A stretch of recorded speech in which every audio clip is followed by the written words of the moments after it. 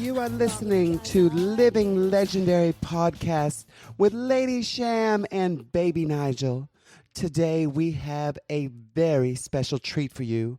We are speaking with the one and only Brad Guth. Now let me tell you who Brad Guth is. Brad invented Drag Queen Bingo. I know you've heard us talk about this Drag Queen Bingo on the show, and the inventor of it is here with us today. Now, Brad has done a lot more in life besides that. In fact, Brad is the owner of the Hood Bar and Pizza, which is an incredible rock and roll dive bar here in the Coachella Valley in Palm Desert. It's been around for a long time, and it's legendary in and of itself, as is our guest. Now, Baby Nigel, would you like to add anything to that? I'd like to add that I'm looking at Brad. Brad is deep in thought, and we are at the Hood Bar in the back green room because this podcast came to Brad because he is that legendary. Brad is the owner of the Hood, as you've said. Brad is my boss. Brad is your boss, but Brad is more than a boss. He's a friend. Yes, and Brad, we today kind of look forward to getting to know you on the show in a really organic way. Like, I just want to ask you and begin by asking you, where were you before Palm Desert? Where were you born? Where did you grow up? And what brought you to Palm Desert? Okay, well, first I want to say this. Do you guys realize that this is the first time that we're talking that I'm actually not your boss, that you're the bosses of this podcast? Like, this is a big deal. I'm not the boss. I'm like your guest star. So next time when you're ready to start, you should have a chair for your guest star. I just want to let you know. Well, you know, this podcast was brought to you by which sponsor? I can't think of one yet. So if you want to advertise, If you want to volunteer your production skills or rent us chairs at the Hood Bar and Pizza. The guest star needs to sit. If Jennifer Lopez appears on your show, trust me, you're going to have a chair for Jennifer Lopez. Well, when, not if, but when Jennifer Lopez appears, Jennifer will have anything you need. I didn't think about any dynamic in it, but now I feel very powerful. What was your question, Sham? My question is really, I want to know where you came from before you came to Coachella Valley and what brought you here. Does anybody really care? There's people that are going to listen, and they're going to care because we plug the Hood Bar at every episode. And not only that, our listeners on the radio, which is 92.3 KWXY, are in Coachella Valley. And all our listeners, I strongly encourage you to come to the Hood Bar and Pizza. It's incredible. This really is a one-of-a-kind rock and roll dive bar like no other I've seen in my history of life. Legendary. Well, I appreciate that, so I'll tell you where I came from. I grew up in San Dimas, California, you know, the home of Bill and Ted's Excellent Adventure and a TV show that probably no one even knows, Flamingo Road. And it's a small little town. I grew up in the 70s there. And then from the little town of San Dimas, I moved to Los Angeles. I was a buyer for Macy's department store. And then I moved to Atlanta, Georgia, where I worked for Macy's there. It was the headquarters for the South, which included Southern Cal. And I stayed there for another 2 years with Macy's. So that was 10 years with Macy's altogether. I opened, of all things, a hair salon in Atlanta. And then that hair salon became this massive hair salon that also encompassed retail shopping for women, men, kids. And it was quite a powerhouse for many years. I was there for a total of 10 years in Atlanta. I owned that salon and that retail store for about 7 years. And then after that, I went on to Indianapolis, Indiana. And I lived in that cold weather, which I dislike cold weather, but I loved Indianapolis. Great place to be. I was a senior vice president of a company that had 275 stores in the Midwest. It was all women's apparel. And I was responsible for the creation of all of the merchandise that was sold in that store, in those stores, I should say. We didn't buy from vendors. It was all privately done. And it was a phenomenal experience while I was there. I had the opportunity to travel around the world 3 times a year to design the product and choose colors and choose fabrics, and it was probably the best retail experience I had of my life. And then from there, I went on to New York. And I became the president of a company to open their outlet divisions. So I was no longer on the product development side. I was now on the actual retail side of it. And I was there for 13 years. What year did you go to New York? Oh, gosh, that's a tough one. Good question, Sham. Probably somewhere around 1998. Wow. Were you there for 2001, September 11? I was there for all of that. Yes. Jeez. It was quite tragic, actually. I was on my way to work. And we had no... I saw it happen in front of my face. I was driving into the city. You saw it. I saw it. I saw the second plane hit. I saw the fire when I was driving. Traffic was stopped on the freeway or the highway. And then I saw the second plane, and I was like, oh, my God. What did you think in that moment it was? An accident. But immediately, there was no cell phone service. I just want to let you know that. Like, everything stopped. So I was on the highway in my vehicle. You couldn't get off the highway. You couldn't turn around. You weren't moving. Obviously, they shut off all access to New York. So... it was a really frightening experience, and there was no phone service, so I didn't know what was happening. It took a couple hours to be able to get off of the highway and turn around and go back home, and I did. And oddly enough, home phones were working, so my best friend happened to call me on my home phone and say, because they were watching it on television in California here, and I was there in New York, and explained that it had been a terrorist attack. So it was pretty horrifying, actually. And that, I have to say, that resonated a lot with me, number one. And number two, the effects of that went on for days and days and weeks and months. I mean, it was a devastating thing. And I think people kind of forget about it because it was so long ago. But if you witnessed it and you participated in it, not in like doing it, but participated in the experience of having it happen to you, it was pretty tragic. And going to work or trying to go to work the next day, New York was demolished. I mean, it was full of soot and ashes and nothing was open. It was awful. It was tragic. You know, I hear from a lot of people who lived through that who actually were in New York, almost like you guys became a family. Like New York became very united, and people, when they knew what it was, that it was this terrorist attack, people were like, we are going to stand together and support each other through this. Is that kind of what you experienced? It's definitely what I experienced, not only with that particular incident, but there was also, and you probably aren't even aware of this, there was a huge blackout in New York a couple of years after that. And I think even being in the blackout was a little bit scarier than that because I was actually part of the blackout and trying to get around New York. New York shut down completely. There was no electricity. There was no power. You don't really think about these things, but to be very, very serious, I mean, this is not even a funny thing. When something like that happens, which is really tragic, like 9/11 or the blackout, which was in August, and it was like 4 o'clock in the afternoon, there's nowhere to get money.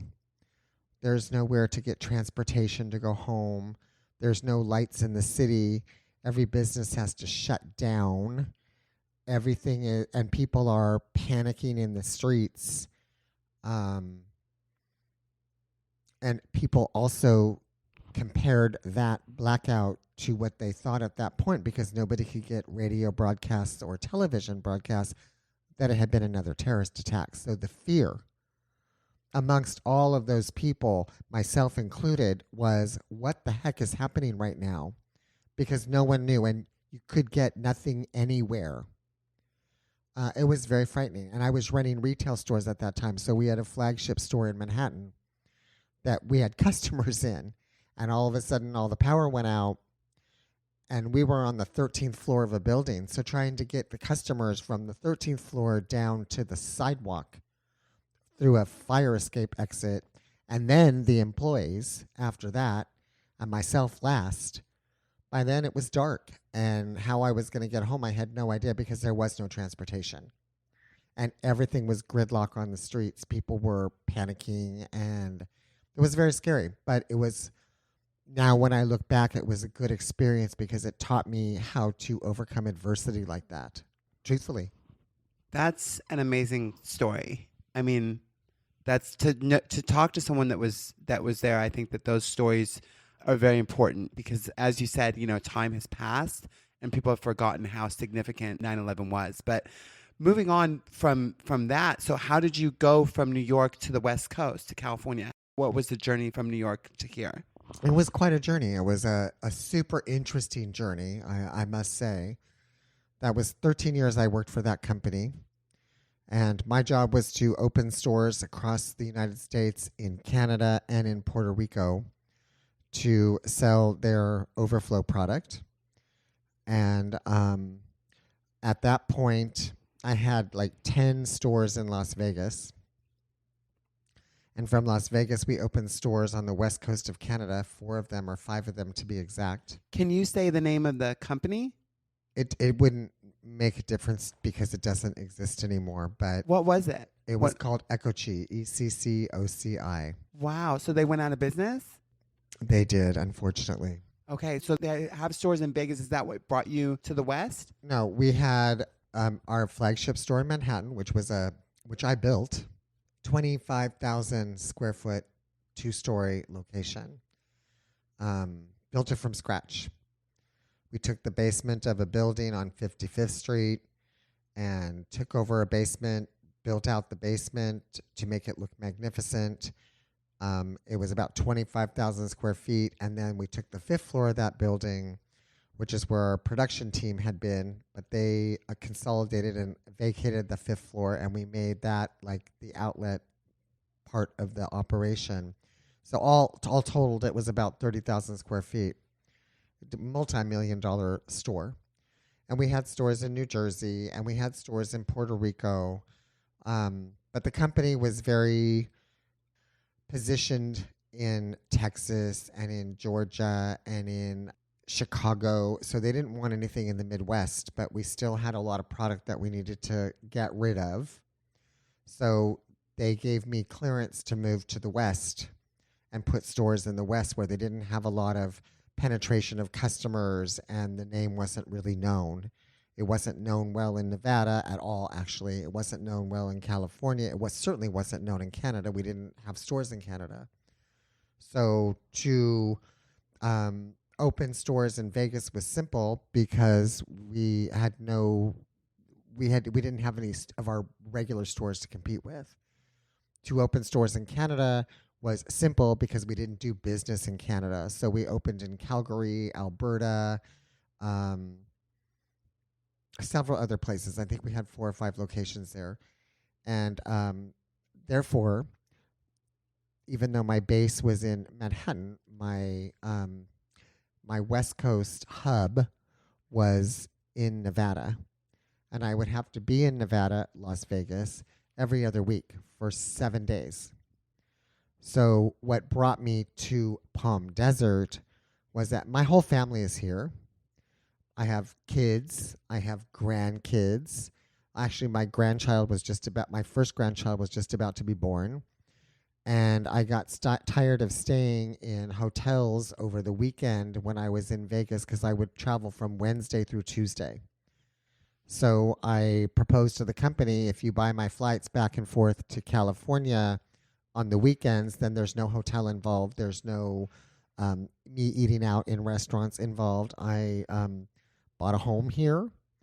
I bought the home 2 weeks before my grandson was born, and I'm so happy that I did. I was able to be here every other weekend and enjoy a grandson and enjoy the company of my daughter and my family.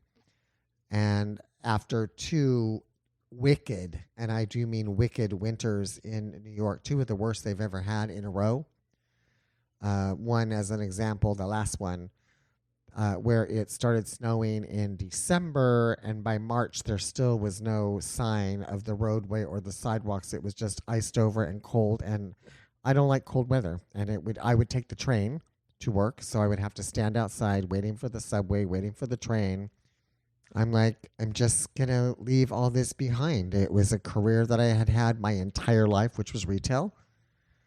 And I came here, and this venue was for sale, coincidentally.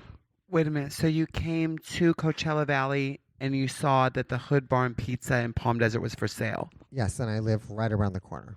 So I came and I made an offer, and it's a very long story, but I made an offer on it, and they accepted the offer, and I went and flew back to New York in April of 2015 and gave my notice. I gave them a good 2-month notice so they could replace me because I was the president of the company. So I gave them a good 2-month notice, and I came here and opened the bar. So, Brad, I'm going to ask you a question about the Hood Bar, which we are in now. When you walked into the Hood Bar, obviously there was something about it that made you want to invest. What was it about? Was it location? Was it just a good deal? What were you thinking? Did you just think you were going to work here and run it, or were you going to hire a bunch of people and run it? And what was the reason other than purely investment and diversifying your portfolio? Well, that's really an outstanding question. I had been in retail for my entire life. Seriously, my entire life. And I really thought that it would be a fun way to retire or to lead toward retirement. And it was close to my house. It's a dive bar, and I'm the kind of person, you don't know me, you don't know this side of me, but when I finish work, and I do it 365 days a year, I like to go out and have a drink of my own and just think about the day, think about how I did during the day, think about what's happening next. I don't like to go to bars that are shishi and frou-frou. I don't like to go to places where I'm going to know a lot of people. I don't want to be the center of any attention. I like to go out by myself and affirm my own thoughts on how the day went and what could have been better and what could happen that would make things better. And I've always liked dive bars and bars that are more inconspicuous, that don't attract. Like I said, I'm certainly not going to go hang around at the Hilton Hotel. That's not my thing. So I came here, and I knew that it was a crowd that I certainly wasn't used to, but it didn't matter to me. I thought there was a lot of opportunity here. I thought that the back, which had nothing but 3 broken down picnic tables, like literally black picnic tables that were broken, and nothing else was back there. There were no tables. There were no chairs. There were no stools. And I thought, if I just could do that and make that patio inhabitable for guests, because it's so beautiful outside. Remember, the month is like February, March. I'm like, it's so beautiful outside right now. People would want to be out there. And that was my motivation. It was, I think I can do this, and I think I can make it better, and yet try to keep it the same. And that's what I did. Just for our listeners, was it a live music venue beforehand? Yes. And you knew that going into it, and you wanted to keep that going because you very well could have stopped that. You could have ripped out the stage and turned it into a full-time restaurant bar type situation, but you were one of the, if not the only venue that would host local and live and nationally touring acts in Palm Desert. That is true. And you kept that going. So can we just talk about why? I mean, obviously, it's somewhat of a good business decision. You know, there's good nights and bad nights, but there's a lot to be said about, you know, giving a house for these musicians to perform in where other venues aren't as open arms, if you will. Well, I'll tell you, throughout the process of trying to acquire the Hood Bar and Pizza, when I was in town, I came here every single day, sometimes multiple times during the day. And I knew at that point they did several different types of events. They did beer pong back in the day. They did karaoke one night a week. They did music on Fridays and Saturdays. So I would come in the daytime to see how the daytime crowd was. I would come again at night. I would see what it was.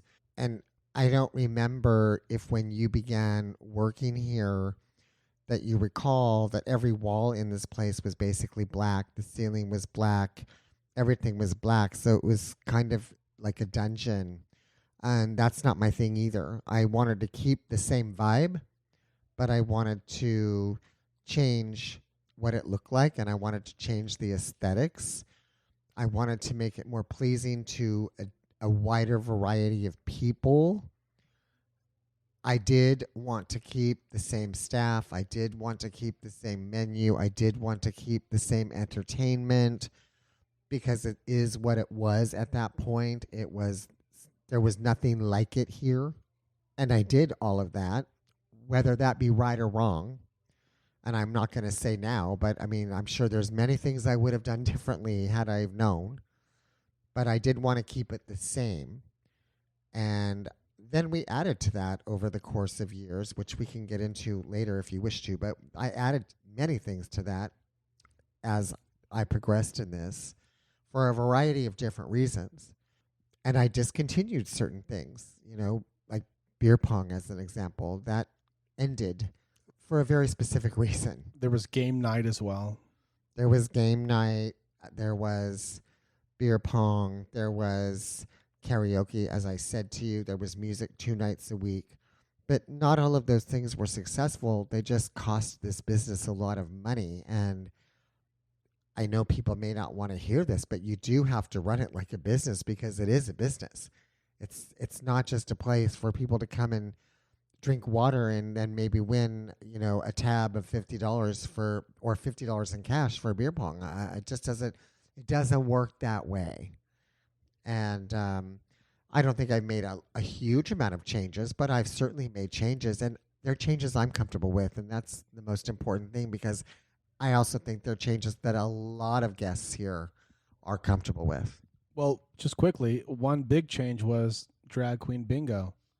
That's probably the biggest change, right? That was, for me, also, I can just say, the most unexpected career path for me at the time to go on. Brad called me. I got a phone call basically from Brad, and this is how we met. I had never known Brad prior to this, but at the time, I was just kind of starting to get my feet wet in reality television. I was on Botched and Vanderpump Rules, and Brad had gotten my phone number from somebody saying that I was a drag queen that could host this. So Brad wanted to do drag queen bingo, and Brad called me, and I was like, you know what? I'm going to try this. I'm going to take a chance. I never thought in my life, in my wildest imagination, to do something like that. But I thought, you know what? I'm going to take a chance. And here we are 6 years later. And I have to say, it really is, in my humble opinion, the greatest bingo ever in the world. I mean, we've entertained thousands of people over these 6 years doing this.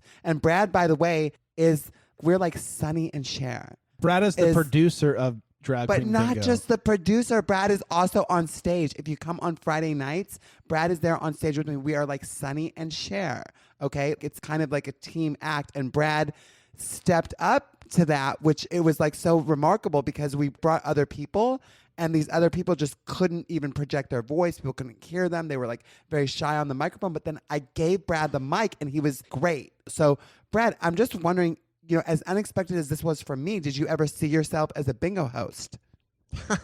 Oh my God. Heavens, no. No, not at all.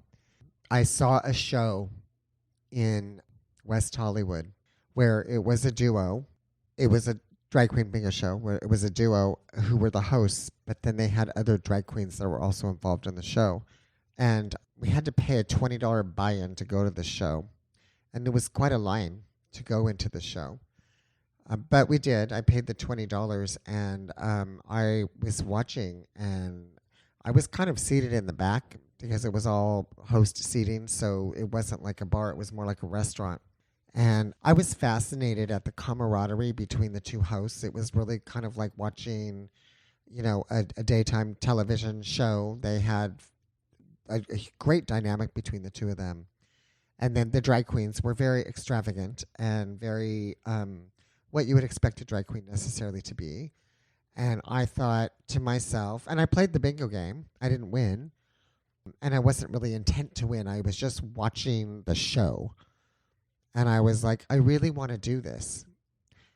And I was terrified to even think that I could do something like that here. And I'm being very honest, and I know you've heard this story before.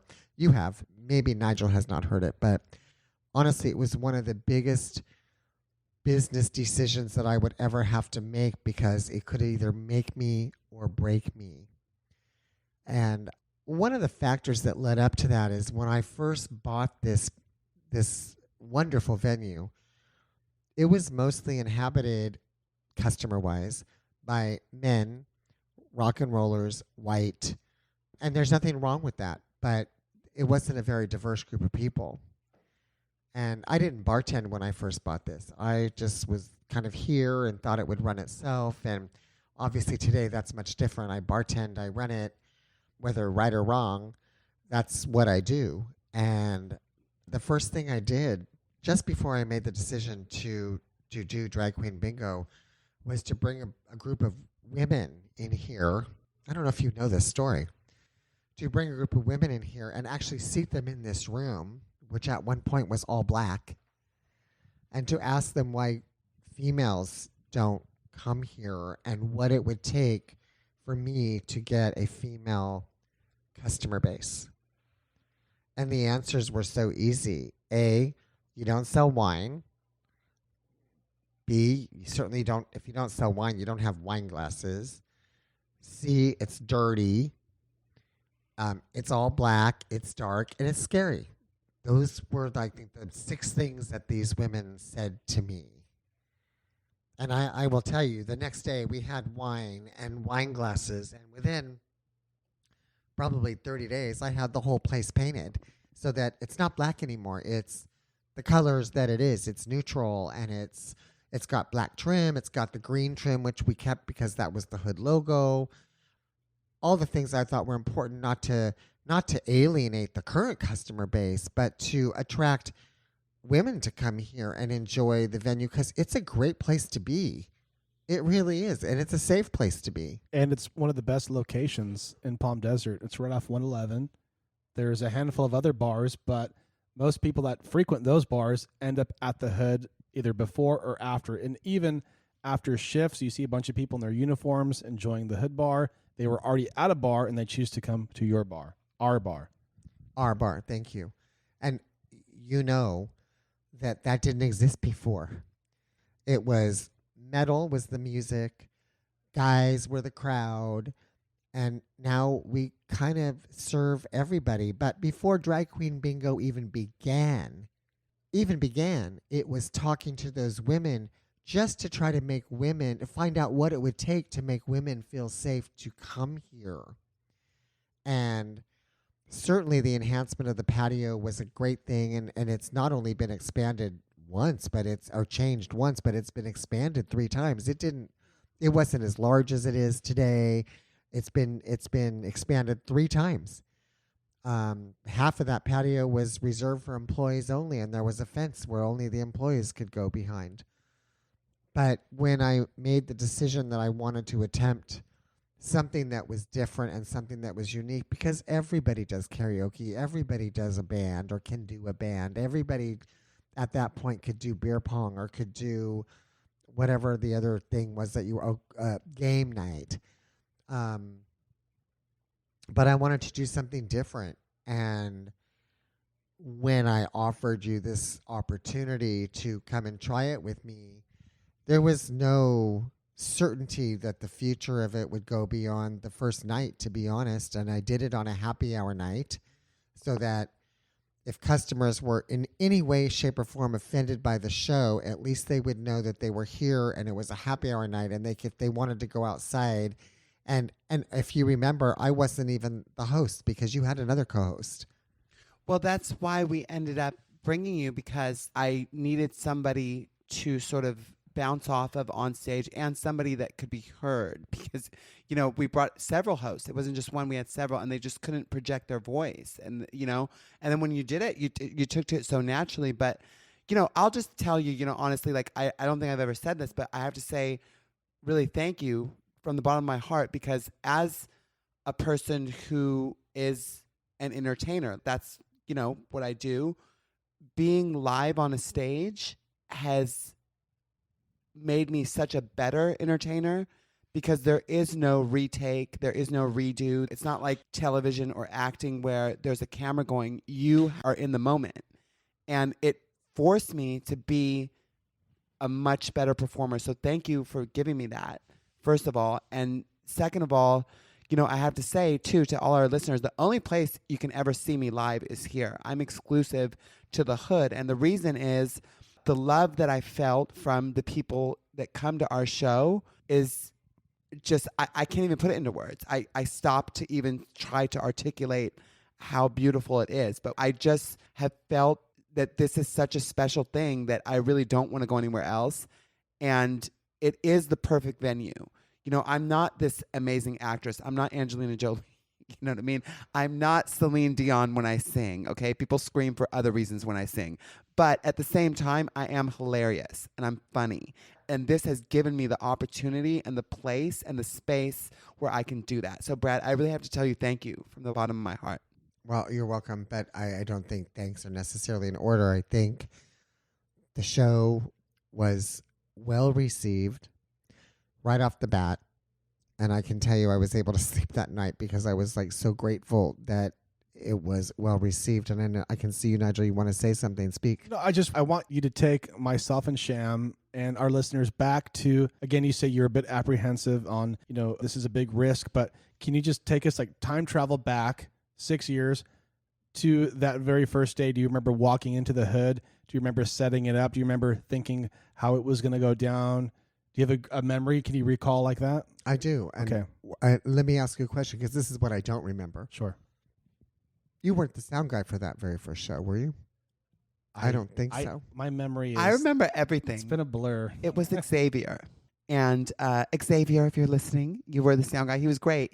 But what was awkward for me, I remember very well. I met you in the back parking lot. Brad specifically said, come through the back. He didn't want me to go through the front because he wanted to put on a show and he wanted to introduce me like, a star. So I come through the back. I met Brad in the back parking lot. The first thing Brad said to me, as soon as he said this, I said, I'm going to have a wonderful working relationship with him.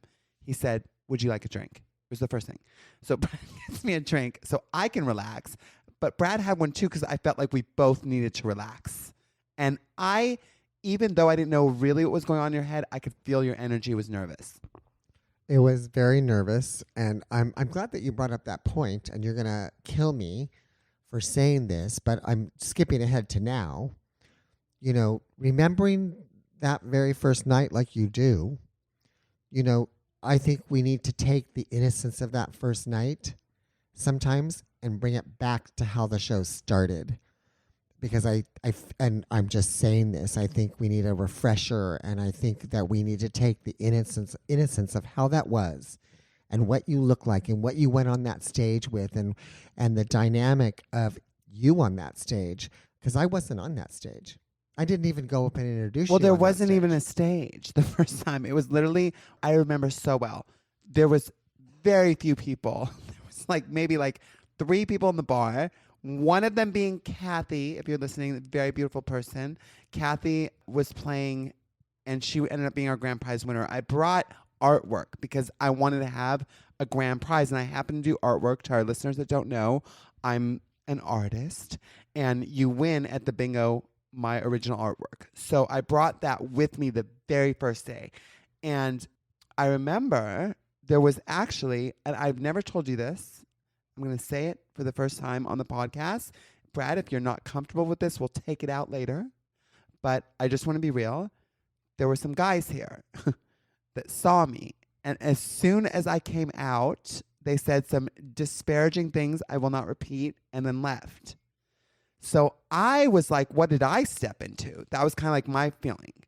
And at the same time, I was like, Brad is very brave to try this here, because it's a dive bar and some of these people have never even seen a drag queen. This is true. And this is how I'll respond to that. I've heard many just disparaging comments about the show and what we do over the course of 6 years. And it's actually longer than 6 years. It's almost 7. But I think that is the minority and not the majority. And the majority of people who come and have experienced what we do here, I'm not talking just about drag queen bingo, experienced all of the entertainment that we offer here. We offer karaoke. We offer DJ Nigel after drag queen bingo on Friday nights, which we didn't do before. We offer music on Saturdays. There's something for everybody. So if you choose not to enjoy what drag queen bingo has to offer, then you don't need to come. But that's the minority, not the majority. But I can tell you that after that first night, I was completely comfortable with my decision. So maybe you only saw a few people, but it was a great reception to moving forward. And Nigel, you wouldn't know this, but I was never on that stage. I didn't do any intro. I didn't introduce Sham. I didn't introduce the other guest who I'm not going to name, her host, her guest, her other hostess.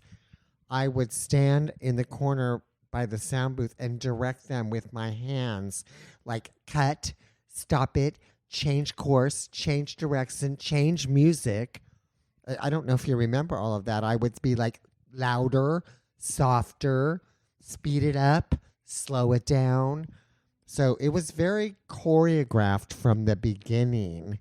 And that went on for months before I finally joined you on the stage. As far as choreographed, I will say I don't know if I've ever choreographed anything on that stage, although I do parody songs, which I do try to rehearse before, but really I think the beauty of it is that it just happens. And I think the real stars of the show are the people who play. Like when somebody wins and we bring them to the stage and when 2 people win, we do a contest where they do a dance off or something else. It just brings the audience into the experience. And I feel like that is the real beauty of bingo. We do a thing that Brad invented called the meet and greet. And for a while there was Don't Forget About Me. There was the YMCA. There was all sorts of songs where kind of like an anthem, if you will, where everybody, get up off your feet. This is what Brad says, and stand up. And we kind of stop the game and we get everybody's heart rate up and just kind of shake loose for a moment. And then Brad goes out, Sham goes out, starts dancing, and people, they eat it up, and we come back and we start the game again. So we kind of break up the game with a bit of entertainment as well. True. And that has been a pivotal part of the show for a long time, as is the music, which should be 80s themed. Now, do you even know why I want it to be 80s themed and not something more current? The reason is because those are songs that everybody knows and make people happy. And if you're going to be in an environment where potentially somebody may not appreciate what you're doing on the stage, it's better to have people sing along to Madonna than to hear some song that might provoke some type of violence or some anger. So it's always going to be about the 80s. I can tell you that. That's not going to change. The meet and greet is something that happens. It used to happen every show, and now it depends on the audience. And it is so true that what you said is that the show is supposed to be about the audience. The show is not supposed to be about us at all. And I can't tell you how many times I go out to have my drink after work and somebody will say, "Oh my God, I loved that show and they videotaped me and this was hilarious and it was so fun." People, they may say they don't want to be foolish and act dumb on the stage, but they love it. They love it when they win. They love it when their friends and family videotape them. And the show is about the guest. And I think really what I could say is that if the show ever becomes about anything other than who the guest is in the audience, it's really not worth doing because it's not fun for me. It's not fun for the guest. It's just a self-serving, quick bingo show. And not every night is magical. Not every night is magical. But there is a lot of magic in this. And there's a lot of magic in many things that we do at the Hood. This is the way that I treat this business. Probably something else I've never told you. I was always taught by my very first boss in retail at Macy's. When you open the doors, the curtain goes up, and you are on that stage. And when you close the doors at night, the curtain goes down. And if you had a good day, the customer, the guest, the audience is applauding you and they're telling you did a great job. If you didn't do well, the audience didn't like the show. And Brad, don't ever forget that. And that's what she told me. And so my best foot was always forward when I worked for Macy's because I've never forgotten that. And that is 50 years ago. And to add to that, Brad, we are known as the Hood Bar and Pizza, but you say we are the neighborhood. I mean, that means something. It means a lot to me. It means a lot. I mean, everybody, because what is in a neighborhood? Friends. Everybody, friends. It's a cookout every week here. Yeah. You know, I hear people, there are, like you said, that few people that say disparaging things. No, about let me address those. Let me address those because I like to address those people. My haters, to me, are my best friends. I just want to tell you why. Because honestly, as a performer, like for example, I've done these things where I've been on television in front of millions of people. I go read the comments, right? The comments will be like this. They'll talk about the host, not me, you know, the other person I'm playing opposite on the show. They'll say, oh, I love them. I love her. I love him. All the other people on the show. Then finally they get to me and they're like, I hope that ugly witch dies in a fire. And you know what I say? Thank God they noticed me. You know what I mean? So that's really my feeling because not everybody can love you. And if you want to be in show business, you have to know that. And in fact, I think that the best performers are the ones that are kind of like people split in the middle. Half hate you and half love you, but they have a reaction. And I would rather people have a reaction than not notice me. But that's what I'm saying about running the business. Every day when those doors open, every day, I think in my mind back to what my very first boss told me. The curtain is going up. And hopefully, and I do say a prayer, please make it a great day. Because not every day is a great day. Not every bartender is a great bartender. Not every bartender is in a good mood when they start their shift. Not every customer is in a good mood when they come in. It's a very difficult business, but you are doing the best you can to entertain people all day long. Just because there's no show doesn't mean it's not a show. It's a show. And I always have to, if I've had a really tough morning and a bad morning and I'm really tired because I've been here since 7:30 receiving beer deliveries, 70 cases of beer, run home at 12 o'clock, change my clothes, put on a different hat, come back. I have to come back with a different hat and a different attitude because now I got to serve guests for the next 4 hours. And I try to be spot on as much as I can. I would love to think I was 100%. I'm not. I'm not everybody's favorite bartender. I'm not everybody's favorite boss. I'm not everybody's favorite friend. I'm not everybody's favorite anything sometimes. But it's okay because I always remember that when those doors open at 2 o'clock in the afternoon, the show has begun. And if it's a rough day, and I'm very self-reflective, so I can go home at night or out for my drink after work because I really don't drink in my own bar. And I can think, you really were not at the peak of your game today, and that's unfortunate. You could have done better there. You could have been nicer to that person. You could have been more spot on. I know you were tired, but you should have done better. And I strive to always be better at what I do. And it's just like with bingo. It's changed so much over the years. But I don't want us, and I'm looking at you right now when I'm looking at you, I don't want us to forget that it's not about the three of us in this room. It's about those people. It's about making that the most special night. And it has to change and evolve all the time so that people that come don't get tired of it. Because once it becomes predictable, it's no longer fun. You have to be on and you have to be performing when the guests walk in the door. People that see it for the first time think it's like phenomenal.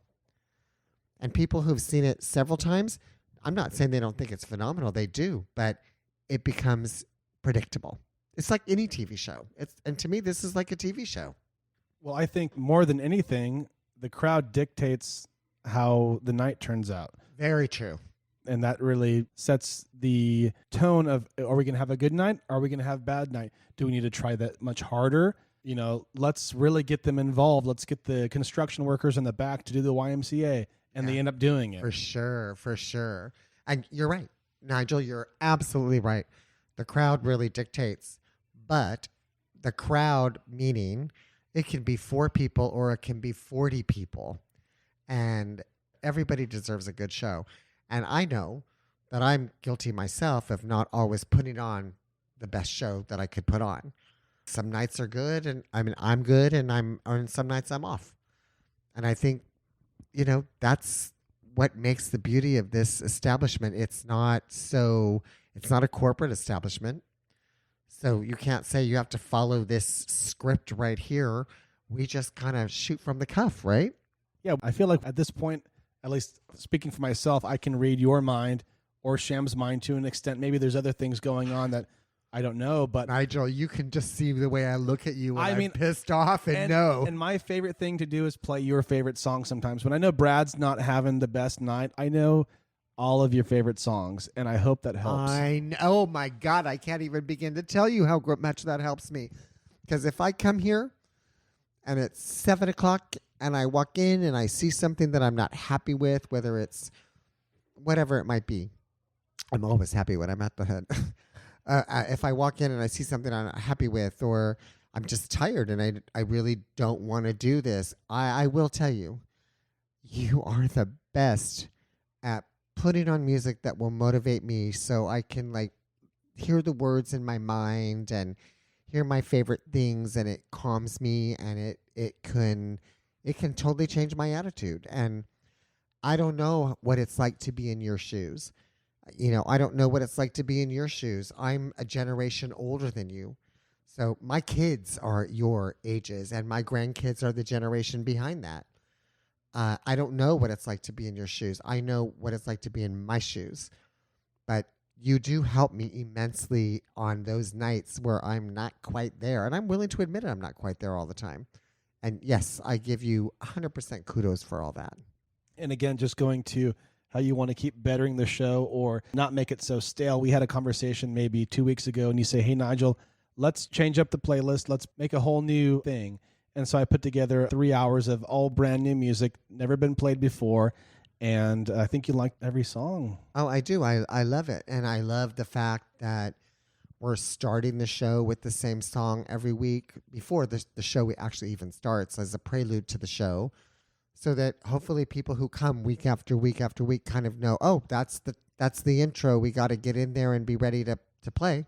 Because, again, we have our advertised hours. Friday starts at 8. Sunday starts at 3. But that doesn't mean we're going to start promptly. We usually will either wait for... Well, we'd like to. Yes, but we also, you know, we're a dive bar. We're not a ticketed venue, so we're going to play to the room. And if there's 5 people, we're going to wait till 20 people show up. Well, you know, there's a reason that we start at 8 and not 9. We have a very diverse crowd of people that likes to attend bingo. Some older, some my generation, some your generation, many the younger generation. If we started at 9, like we used to start at 9, that was too late for any of the people my generation. They don't want to be out that late. And it also conflicts if the show starts at 9 and doesn't end till midnight. It really does conflict with a whole different crowd that comes in here after work for a different reason. They're not here for entertainment. They're just coming in here to chill out after they finish their shifts. Most of them are servers or bartenders elsewhere, right? They're not coming here for that. They're coming here just to wind down like I do when I go out for work. Go out for a drink after work. I have to be mindful of that. And so 8 o'clock is a good compromise.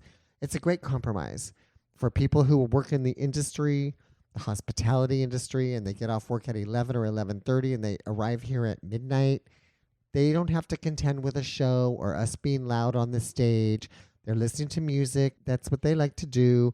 They can go outside on the patio, smoke a cigarette, have their drink, order some pizza, and we've still satisfied people who are a little bit older who don't want to stay out. That's why some people only play the first round.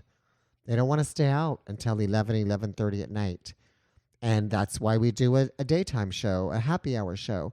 It's happy hour, which is how this all started in the first place. It was happy hour. Happy hour show, and our Sunday crowd is generally very, very, very different, obviously, than the nighttime crowd. So, Brad, I'm going to go back to, you can say it's a dark moment in world history when we had the COVID situation. Oh, God. We actually had bingo outside in the patio. Yes.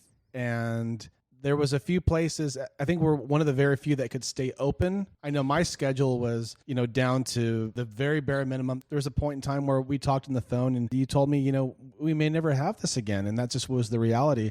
And there was a point where we have a kitchen, so we were able to stay open. That saved us a bit. But we had bingo outside. We had a little stage we built. Little stage tiny. Out of, what was it, a crate? That you built. 2 crates. And, we painted it. And we had a maybe 4x6 tiny stage, and we still kept it going where most people had no hope. We were still doing bingo. My gosh. 2020 was such a difficult year. I cannot believe, honestly, that I'm still here and that I survived. And I really did not think that I would ever bring back any entertainment at all. So the fact that we're doing music that, people don't appreciate necessarily, that we're only doing it once a week, was a really big deal. The fact that we brought back karaoke was a really big deal. The fact that we brought back bingo was a really big deal. The fact that we added comedy and then stopped it and then started it again was a really big deal. But to refresh your memory, we were closed for 4.5 months. And when we were able to reopen, which is when we started bingo on a Sunday afternoon, we were only able to open outside. We were not allowed to have anybody inside of this venue. As far as they could go to the bathroom, and that was it. So I wanted to make it as entertaining as possible for the people that wanted to go out and wanted some form of entertainment so badly. And bingo was my first choice because it doesn't matter whether the 10% of the people that may come here and not care for it, 90% of the people love it. And it's been the most popular thing that we do for all these years. And I'm grateful for it. And I'm grateful for the 10% that don't. I still love you. Sham loves her haters. I do. I hope there's more. And if you want to leave a hateful comment on this podcast, please do. This conversation has been so interesting to me because really I haven't had the chance to get to know Brad in the sense that I really didn't know that Brad lived in New York. Did you know that? I knew he lived in New York. Yeah, this is a long time coming, huh? This is a long time coming. And for those of you that aren't listening, I'm sitting next to baby Nigel. If you don't know about Nigel, Nigel's a rock star. And Nigel's in a band called Slipping Into Darkness and another band called Square Wave Monolith, which we don't nearly talk about that stuff enough. But I can tell you one thing. I've known many rock stars in my life. And Nigel is a rock star. He's in the league of Mick Jagger, Keith Richards. He's like one of those, you know what I mean? So one day, everybody will know what I know. Well, we're in good company here. Brad, in the beginning of the podcast, we talked about where you were from because Sham said, I didn't know Brad was from New York. I didn't know Brad was from, and I said, I knew that. I knew Brad was from San Dimas.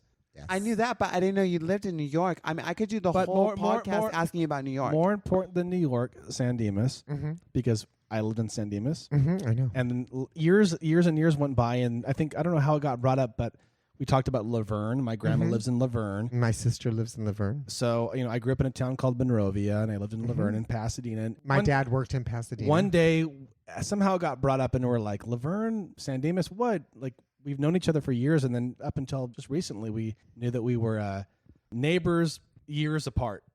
Many years apart. Yeah, it's such a small town. It's so cool to meet somebody or to have a friend that has, because the desert's like a destination town. It's like a New York, LA, Palm Springs, Paris. It's a thing. San Dimas, Monrovia, Laverne, it's a stop off the freeway. Yes. So to know that you're from there, and then the Bill and Ted, it's just kind of funny. And I got a kick out of that because I don't know much people from that town. Raging Waters, which when I moved there, it didn't exist. And you probably don't even know that the 210 freeway ended there. So it didn't go beyond that. A lot has happened in San Dimas over the course of 50 years. I moved there when I was 10. It was mostly orange groves and some houses and a very interesting place to grow up. And I wouldn't change a thing, but life is very different now. And for our listeners, these cities that we were mentioning, they're not right up to it, but they're about, 40 minutes from Los Angeles or so. Brad would tell me stories about driving in your, what kind of car was it? Pinto. The Pinto. I always remember this. You said you put the car in neutral, you roll it back, and you would start your car and you drive out to LA. And let's talk about that time. Let's talk about the time, the party, Brad. In the 1977s and 78s. Let's take a trip. Early, back in time. Wow, this is quite a question. I wasn't expecting you to go to this level. So in 1977, Thanksgiving weekend to be exact, I was actually a server at Farrell's Restaurant. If anybody remembers Farrell's Ice Cream Parlor, I don't know if the audience out there would remember them. I think there's a couple around, but I was there. And it was very much show business to work at Farrell's. You had to sing happy birthday to everybody. It was an ice cream parlor. They had this thing called the zoo that you had to run around the restaurant with, which was a giant ice cream thing. And you had to say things like, ladies and gentlemen, please welcome Andrea to Farrell's today. She's celebrating her 17th birthday. Let's sing a big, lousing round of happy birthday to Andrea. And then you'd have to sing happy birthday and run around with this ice cream. But anyhow, I was 17 years old and I worked amongst a lot of servers and discovered that they would speak about their weekends. They were older than I. They were like in their 20s. And they experienced the good life in West Hollywood. And it sounded very fascinating to me. And I was in high school. I was a senior in high school. And so on of Thanksgiving of 1977, I took my very first trip to West Hollywood to a gay bar. I mean, let's not mince words. I'm gay, and everybody knows that. So I was going to my first gay bar at 17, and I drove there with my best friend at that time. And we did it on a Friday night, like I said, the day after Thanksgiving. We pulled up at this place. Doesn't exist today, but at that time it was one of the hottest bars in West Hollywood, and it housed many a celebrity like Elton John, Leif Garrett, who was very popular in those days, and many others, Christy McNichol. I could name them. Anyways, I was terrified, and I'm like, I can't do it. I really can't do it. I cannot do this. Can I ask, what were you worried about? I was underage. So I didn't know how I was going to get in there. I didn't have a fake ID. You only had to be 18 to go in there, but I wasn't 18. I was 6 months away from 18. And it was a gay establishment. And there was a line outside the bar, probably a half a block long, of gay men and drag queens, which I had never seen before. I'm glad to me today that all seems normal. And I'm so glad it all seems normal, because it is normal. It's so normal to be any of those things. But that night terrified me. I ended up parking the car on a side street and saying to my friend, we drove 40 minutes to get out here. We're not going to not go in. So we stood in the line, and the bouncer, for some reason, maybe because he thought I was young, too young is what scared me. He's like called me to the front of the line, and I thought he was going to check my ID and send me home, and he let me right in. And I walked in, and this place was called the Odyssey. It burned down many years ago, but it was the hottest club in LA, other than like Circus and some other places that are still there today. It was right across the street from CBS Studios, where they filmed like the Carol Burnett Show and Maude. And so it was in the heart of West Hollywood. And I went in, and it was 1977, so the height of disco. Donna Summer, some of the very things that you are now playing here. It was crazy, and all these lights and colors and people, hundreds, thousands of people. Is a two-story place with a wonderful outdoor patio. And I had the time of my life. And I also realized at that time that that was the environment that I felt most comfortable in. I grew up in San Dimas, a very conservative community and a very conservative family. Might I add, you were a cheerleader. I was a cheerleader. I was always out of the norm. I love sports, but I'm a small person, and I'm certainly not physically capable of being a football player. I have no interest in certain other sports, but I was enamored with cheerleading, and so I tried out for cheerleading in my junior year of high school. This, 1 year before this all happened, and I made it, and I loved it. And no matter what I had to endure teasing wise, it didn't matter because I loved it so much.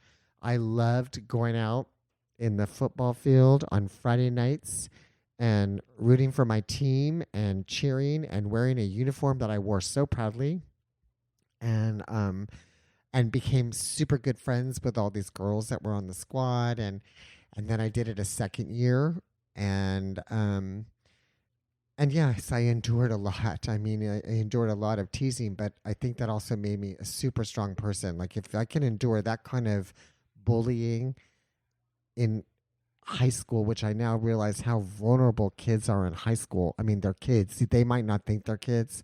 They think don't stink. They're 16 years old and they're like ready to roll.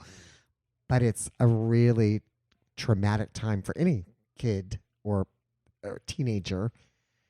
And when I look at it now, I'm like, how did I endure that? But I'm so glad I did, because it made me super strong, and I had the best time, and I loved it so much that when I graduated from high school, I ended up becoming a coach for a whole squad of cheerleaders at a university. And I did that for a couple of years, and I loved it. I still love that. I can still remember some of the words to some of the cheers. No, you're being very modest. You know the moves, the "Hey Mickey," everyone knows that song. "Hey Mickey, You're so fine." Every now and then I'll play it, and Brad, whether he wants to or not, will run up on stage and do it, part by part. He knows the whole deal, the whole, what do they call that? The routine. The routine. And the bar goes nuts, and rightfully so, because you have a lot of energy, Brad. You got the moves. Well, don't do it too often, because I'm getting too old. I don't do the YMCA. I don't do certain songs where I know that it's gonna. I feel like I know what to do, and I know what to play and when to play it. You do, and I do love that. And yes, that was iconic to me when that came out. But that was many years after I was a cheerleader, and after I was sneaking, to answer your question, your original question, after that first night in West Hollywood, where I was still in high school. Yes, I became addicted to that lifestyle of going out to a disco every night and feeling really comfortable. I'd never really been around other gay people. Certainly had never been to West Hollywood. And I loved it so much. I would go to bed when I was supposed to go to bed, and I would crawl out the window of my house, my bedroom. And my bedroom was in the front, so it faced the front, and it faced the driveway, and the driveway was a hill, and my car was always parked on the hill. And I would crawl out my window backwards, get in the car, put the car in neutral, back down the driveway, let it roll down the street, and then I would start it, and my best friend lived on the next street. So I would drive to his house, and he would do the same damn thing. And we would go 6 nights a week to West Hollywood. We would drive 40 miles there. We would stay there till 4 o'clock in the morning. That's when they closed. And we would come back and get home like around 5 o'clock in the morning and have to get up at 7 to go to school. Six nights a week, that's a lot to keep up. The only night I didn't do it was Mondays. But I did it 6 nights. But I mean, Friday and Saturday I did it legitimately because my parents knew I was going out. They didn't know where I was going, but they knew I was going out. 6 nights a week for a long time until I got caught. Can you take us to that time when I got caught? Brad got caught. Yeah, if you can imagine this, I didn't get caught all the way from November until April, which happens to be my birthday. And April and my birthday also happened to most of the time share Easter. So it was the night before Easter, and my parents had told me I couldn't go out that night. I was 17, about to turn 18. They said, you can't go out because it's the night before Easter, and I don't think I've ever told you this. I was the church organist. I had no idea. Yes, I went to a church called Calvary Baptist in Laverne, and I was the organist. And so obviously Easter, the organist has to be present and capable of playing the organ. And so at this point, I was already doing the things that every young person does, or experimenting with drinking and no drugs. I never did that. So on this night before Easter, which happened to also be the week of my 18th birthday, I was crawling back in the window, backwards, to go to my bed and sleep for like 2 hours because I had to play the organ at church on Easter Sunday, and there were 2 services. There was a 6 o'clock sunrise service, which of course my mother volunteered me for, and then there was the normal 11 o'clock service, which I was obligated to play for. And as I was crawling back into the window backwards and pulling the screen back to the front, I turned around and my father was sitting on my bed with his arms crossed and said, "How was your evening?" And I'm like, holy. And my dad was so mad. And he said, you know what your punishment's going to be? Because you're going to be 18 next week, so there's really nothing I can do to you. Your punishment is that you're not going to bed right now. You have a church service that starts in 2 hours, and you have to play the organ. You are going to stay up. You are going to change your clothes. You're going to put on a suit, and you're going to go to that church, and you're going to play the best organ you've ever played in your life. And I was so scared. And believe me, I hadn't practiced. I didn't even know what I was going to play for Easter Sunday. And my parents were sitting out in that audience of that church at the 6 o'clock service. And I'll tell you what, I was like, oh my God, things could be so much worse right now. So this has got to be the best performance I ever give. And I prayed, and it was. Thank God. Thank God. Thank God. So, Brad, in closing, I would like to ask you, okay? What now? Because I know What now? What do you want to know having now? lived on the East Coast and West Coast, and you've told me some, so I know some, so I don't want to say them. I want you to tell our audience. Have you had any memorable celebrity encounters? And if so, with who and what happened? I'll start with the very first one. So when I was in high school and I was this cheerleader, right, I was a complete overachiever, kind of like I am today. That part hasn't really changed at all, unfortunately. I was also the editor of the high school newspaper. So on my very last issue, I decided I wanted to do an article on what it was like to put together a television show. So I went to the Carol Burnett show at CBS, and I spent a week on the set of that show. And that was my first exposure to a star, because I have to tell you, Carol Burnett is a gem. I was able to interview her. I watched the entire show being produced for a week, like what it took to start a show like that from the beginning and actually make it come to fruition on a Saturday night on television. Very fascinating. I met all those people, Carol Burnett, Vicki Lawrence, Tim Conway, Harvey Korman. I interviewed all of them. I met all the dancers on that show. I interviewed them, what it was like to be a dancer, to be in the background, to be extras, because the dancers that went out there and looked fabulous, doing their routines were also the extras in the show. It was a fascinating experience, and I think I wrote a really great article, which was my sign-off my senior year for the newspaper of San Dimas High School, 1978. So if anyone's listening and you can find that, I think I have that article somewhere. I thought it was pretty damn good.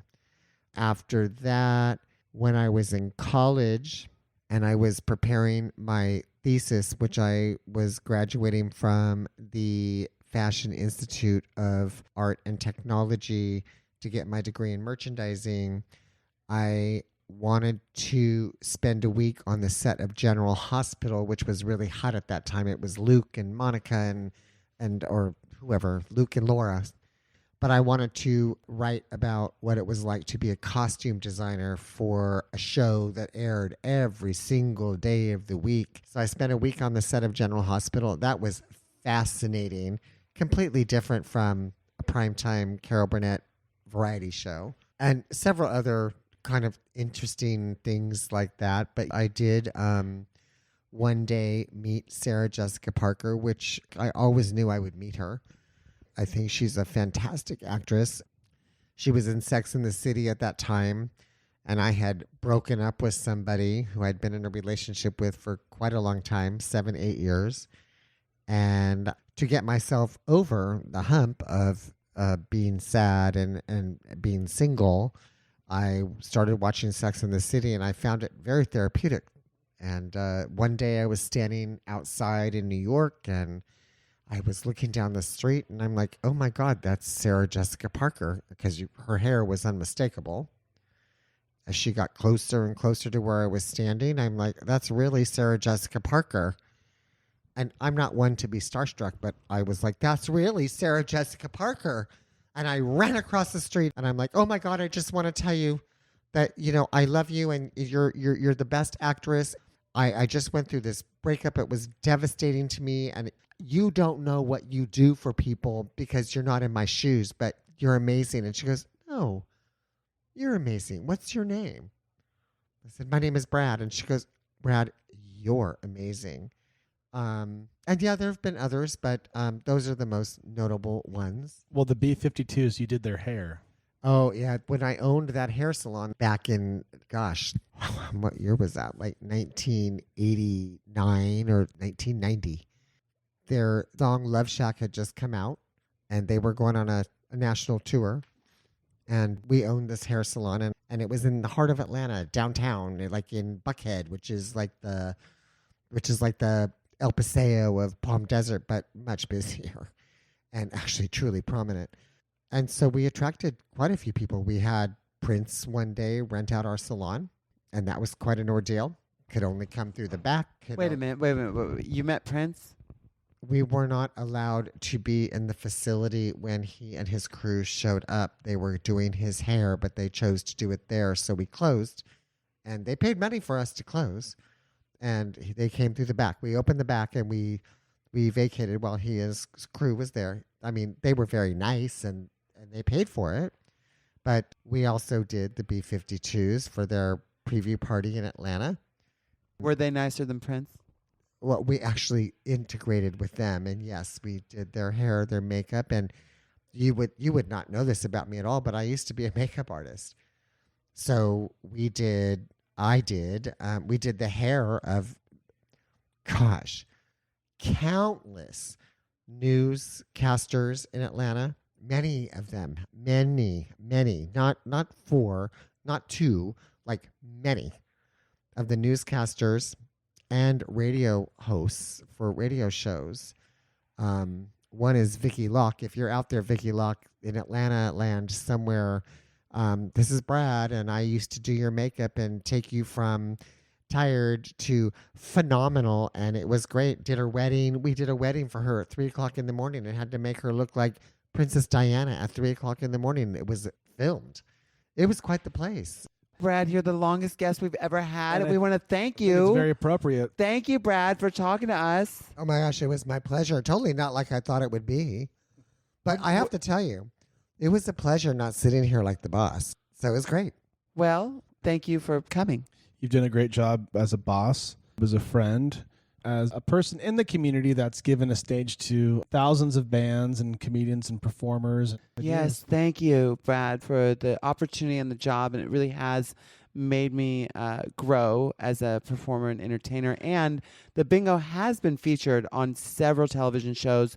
I mentioned it on Catfish MTV. If you have not seen that episode, please watch. It's called Sham and Phillip.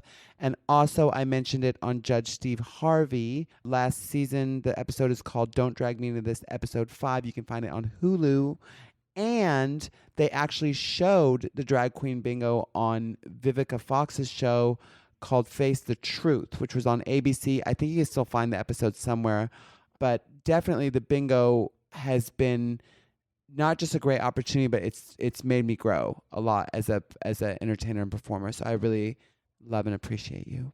Thank you, Brad. Thank you. Thank you, Brad, and thank you to all our listeners. Thank you.